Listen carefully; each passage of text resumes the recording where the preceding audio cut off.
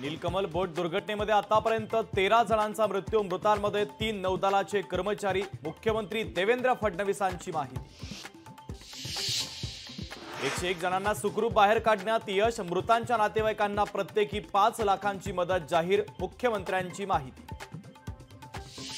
बाबासाहेब आंबेडकरांचं नाव घेणं आजकाल फॅशन, आंबेडकरांना एवढं देवाचं नाव घ्याल तर स्वर्गात जागा मिळेल, गृहमंत्री अमित शहांच्या या विधानानं गदारोळ। तर काँग्रेसनं माझ्या वक्तव्याचा विपर्यास केला, आम्ही स्वप्नातही बाबासाहेबांचा अपमान करू शकत नाही, अमित शहांचं स्पष्टीकरण। भाजपचा बुरखा पूर्णपणे फाटला, भाजपच्या उर्मट नेत्यांकडून महाराष्ट्राच्या दैवतांचा अपमान, भाजप आणि संघ अमित शहांवर काही कारवाई करणार का, उद्धव ठाकरेंचा सवाल। महायुतीचं खातेवाटप ठरलं, लवकरच खातेवाटपाची यादी जाहीर होणार, कोणाला कोणतं खातं मिळणार याकडे राजकीय वर्तुळाचं लक्ष। प्रश्न मंत्रिपदाचा नाही तर प्रश्न आहे अस्मितेचा, मंत्रिपदाची हाव असती तर राजीनामा दिला असता, छगन भुजबळांचं स्पष्टीकरण।